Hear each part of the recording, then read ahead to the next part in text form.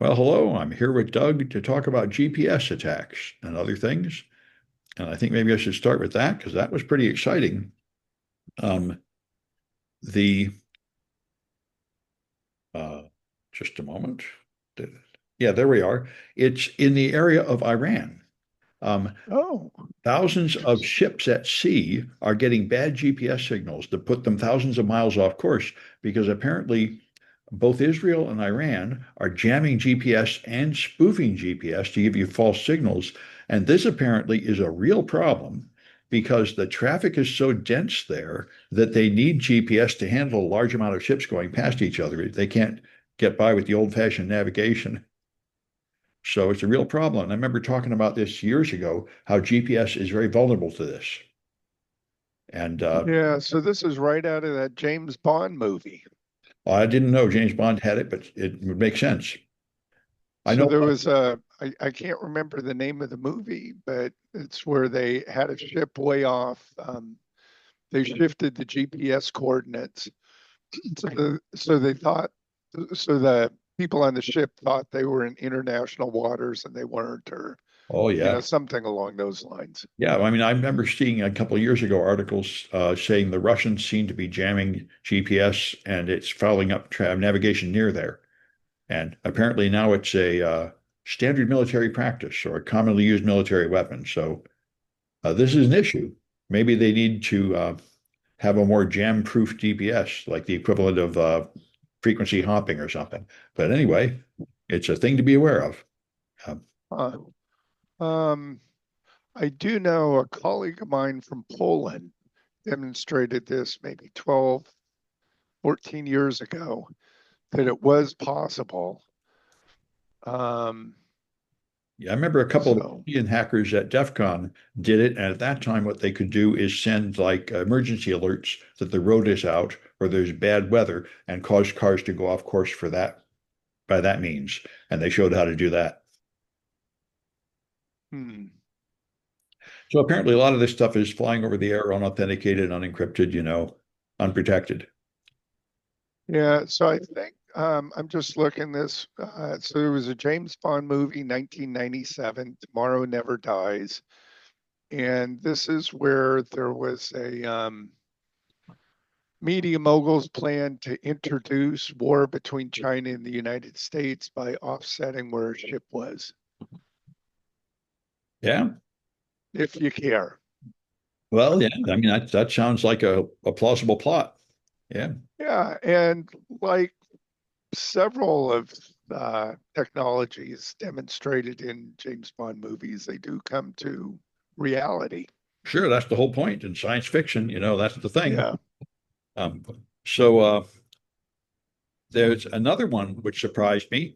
The FBI says they've uncovered the largest medical fraud in U.S. history.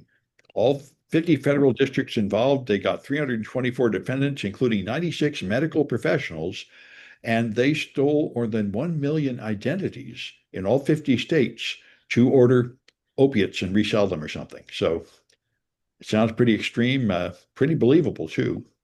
I knew about this happening 30 years ago locally. Somebody I knew was Yeah. So, working on it. Yeah. so this is thanks to computer scalability. Maybe. Details of exactly how they caught him have not come out. But Okay. it's the kind of thing that Doge was trying to find. Maybe Doge found it, although I think it isn't Doge taking credit for it. But that was their idea, right? By analyzing the computer records, they could find this waste, fraud, and abuse. This would have been a feather in their cap, but I think it was the FBI that found it. Yeah. Sam, there was another conviction that was just handed out of 69 years, which is the maximum sentence allowable. And it was to a person that was handling gold or a gold exchange. Oh, And the claim was that he was holding the gold for you. So you would purchase like right. 10 ounces of gold, and he would say, "Oh, I've got it right here in Oh, my vault." oh, but he Kind of, didn't really have it. no, no, he didn't have it. See, that's a pretty obvious one, isn't it? Yeah. And I think it's way over $100 million that he Yeah. was able to scam. It was details. I might be incorrect on this, but maybe it was 7 day trial. Jury kind of deliberated rather quickly, and they looked at his lavish lifestyle where he was taking exotic foreign trips, had Yeah. lots of high-end toys, and they Mhm. said, life, well, effectively life for you. Yeah, I've got a friend who told me he bought some gold, but he doesn't really have the gold. It's somewhere else. Like now that you mention it, I How do want, you know? How do yeah, you know? Yeah, right, right. yeah, yeah, And I think to be fair, I do think he had some gold in the beginning and yeah, then realized, well, what the heck do I have it for? The other thing, Sam, is think about this, 69, 70 years old, he's getting up there. yeah, If he could have held out for another 10 years, he could have passed on, give or take, yeah. and nobody could come after him. Well, yeah, yeah. I mean, I think Trump is the best example of this. You can succeed, you can break the law, and you can just drag things out and drag them out apparently forever and get away with it that way. As long as you're willing So, to pay a lot of lawyers' fees, you can stall the finalization of legal proceedings apparently forever. well, if we follow what, Trump has done with other criminals who've Yeah. been pardoned, all this guy has to do is offer Trump some of his gold, Yes, he could totally get a pardon these days. and he could hold on to that gold That's what for happened. Trump. No, a bunch of other people that were fraudsters, Trump pardoned them, and they got to keep the Yeah, money. They don't even have to pay the restitution. It's yeah.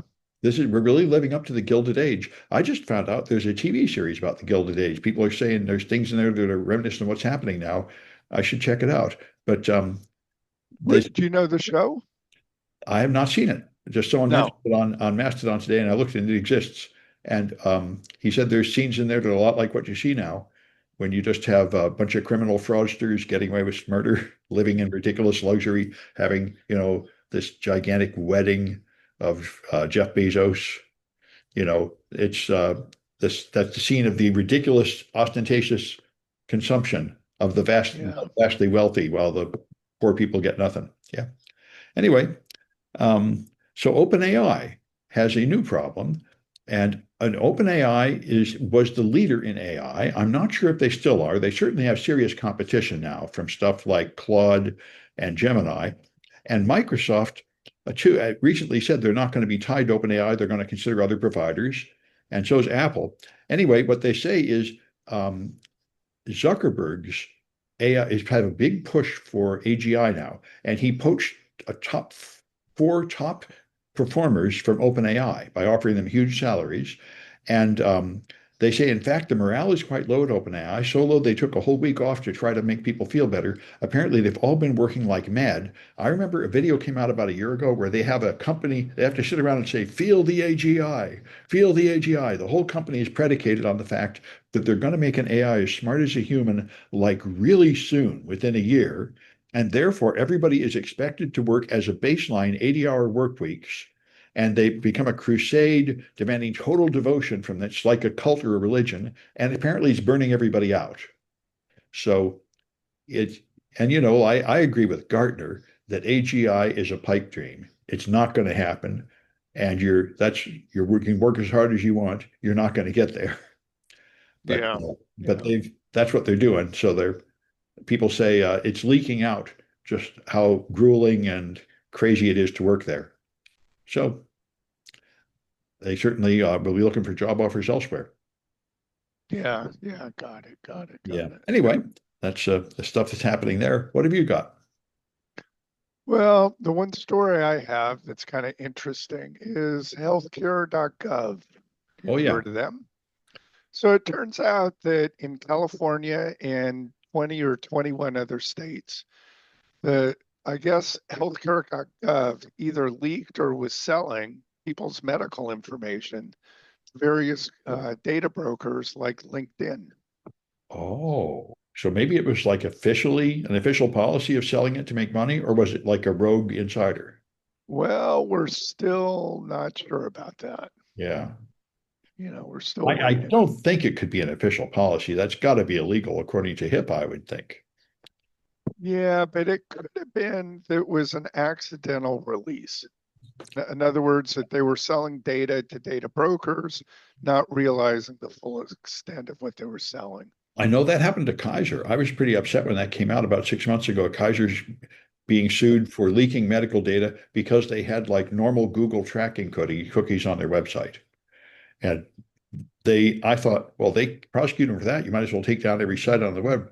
But apparently, technically, that means they can see information added in the forms, or they can see enough information that it's a violation of your privacy. Yeah, yeah, It's yeah. actually very hard to keep your data contained on the modern web. Yeah, that it is. And it's very easy to leak it in large numbers, Yeah. large quantity of data. Yeah. Well, I got a continuation from last time. Cloudflare exposed how much AI bots are crawling websites and how little real traffic you get as a result, and said this will be the end of the web making any money. And so they now have started their defense feature in a small private beta. Large publishers like Gannett and Condé Nast are running a Cloudflare software to block AI crawlers. And they say you have to pay to get through. And unless you pay, you can't crawl our data. So I think that's a really positive development because otherwise AI will pretty much end all for-profit publishing on the internet, and that'll sort of be the end of all news agencies because if you can't make money on cable TV anymore or the radio Yeah. or by making print newspapers. So if you can't make money by putting up a website of news, it'll be sort of the end of journalism. Yeah, this is going to be interesting, I will say. Yeah, I think it's necessary for people to make AI crawlers to pay for the content because once they get it, they're just going to hand it up to customers who will never see you again. So they're going to have to pay for the product they copy there. Right, And right. so we'll see if they can achieve that. Uh, and there's another one that's pretty funny. Someone published on got a CVE number or something like it of a vulnerability in a ransomware product. When the ransomware infects you, and then it has the tool which exfiltrates the data from your system to the criminal, that tool has command injection vulnerability. So he put it on a website and said, here's the vulnerability in this product, and we have not been able to contact the developer, and we don't expect this to be fixed. But it does mean that if you get ransomware, in addition to being ransomware, the software has a vulnerability. So I guess you could get hacked again through that ransomware tool. I'm not sure, but it is a kind of madness we're in. I And see, I see. here's a couple more. So they tested AI agents. Everybody's trying to use AI agents to do automatic work, to connect like websites and do things. And Gartner predicts that more than 40% of these will be canceled by the end of 2027 due to rising costs, unclear business value, or insufficient risk controls. Giving an AI the ability to like click on buttons and do things for you is risky, obviously, because the AI tends to hallucinate and go nuts and do stupid things, and Right. don't really understand that. And here's something cheerful. The Sinaloa drug cartel has a hacker, and this hacker was able to obtain an FBI official's phone records and use Mexico City's surveillance cameras to help track and kill the informants in 2018. So, in case anybody had any illusions about it, the bad guy Wait, hacking into say that again? the Run that by me cartel again? hacked into the police resources and used it to track and kill informants. So, this is kind of like the EFF talks about this, that you shouldn't let the police have surveillance because the bad guys will use it too. So That's interesting. Yeah, yeah, yeah, I it's like, understand where you're going with yeah, that it's like, now. they've Doge formed this huge database with all this information about everybody. And that's always been forbidden for this reason, because if the government has a database, not only can the government use it for reasons you don't like they say they're doing it to like decide what congressional districts are, but then they decide to use it to deport people they don't like or something like that. But also bad guys can get that data by bribing government workers or hacking into the government systems, which is not that hard. Right, right, So right. anyway, um, and I got a couple more politics ones. I did. So the University of Virginia president resigned because of Trump. Trump demanded that the University of Virginia must meet his idea of anti-DEI, and the president had to resign and said, "I'm doing this for the betterment, for the good of the university." So this is more Gilded Age stuff, just straight up extortion. The president pressures private companies into doing things they don't want to do with threats. And the big blow up with Elon Musk has gone nuts. Elon Musk has stayed quiet about politics for 3 weeks, and then he came out in the last couple of days and put screaming, angry tweets about how much he hates the big beautiful bill, because the big beautiful bill not only taxes new products using new energy like electric and wind to fund gas and oil. It also and blocks EVs, but it also has like a huge deficit increase. And he said the whole point of the Republican government was to cut the deficit, and you're not cutting it at all, you're just exploding it. So he says if the big beautiful bill passes, he's going to form a new political party called the America Party, and that'll be Elon Musk's party. Oh, good. I'm for it. I know. Well, I wonder if he'll run as the candidate. It seems like he's not constitutionally eligible to be president, but he reminded me of like Ross Perot. And Ross Perot is a billionaire doing the same thing, running his Yeah. party, saying the Republicans aren't really business friendly and economically, uh, sensible enough. I know. Well, I think it's amazing to see. Anyway, that's the madness. Well, here's the funny part. Do you remember Mitt Romney? Yeah, So his father ran for president, and he was born in Mexico. And and he he's not was, eligible, right? well, that didn't stop him. That was back in the early 60s, I believe. And Well, somebody said, "Hey, you can't be president. it You were seemed like the born in the states would United refuse to States." put you on the ballot. I mean, because you're not eligible. Yeah, so this was early on in the election Yeah. campaigning, Oh, and he said, "Don't worry about it." oh, well, Jen Kuger ran for president, and he wasn't born here either for a while. Yeah, some people announce it and like begin a campaign, but you can't even get to the voting part without getting kicked off if you have a huge ineligibility like that, I think. Yeah, yeah, yeah. Although, Pretty funny. yeah, yeah. Anyway, although the kind of stuff that the Supreme Court just passed, I think every state would have to individually sue to kick you off the ballot. She might actually be on the ballot on a lot of states. Because that was the decision last week that district courts cannot make decisions that affect the whole nation, but only the plaintiffs in their case. So it might mean that you'd have to have 50 lawsuits to stop somebody like that. But realistically, if you stopped them in like California or New York, they'd have no chance of winning anymore. So Right, right. yeah. Yeah. That's why, a lot of people are totally freaking out about that Supreme Court decision, saying it means the end of everything. And I'm not so sure. I think it just changes the rules, and smart people can still play the game to go either direction. But Right. it Yeah. will mean that I've been saying ever since Trump got in the last 6 months that everything he's doing is illegal. And now it's a whole lot less illegal. Now it will take a lot more lawsuits to stop it than before. So in the short run, it's going to make Trump's executive orders far more powerful. Anyway, Yeah. So we continue on. yeah, yeah. Well, that's all I got for this one. Have you got any more? No, that's all I have. Not very Yeah, much news. And, yeah, we'll see. July 4th is coming up, right? Between our yeah, yeah, next podcast. yeah. And every Sam, so yeah. we got we got to make a prediction here. Do you think with July 4th they're going to come out with some news that they're Oh, trying to hide?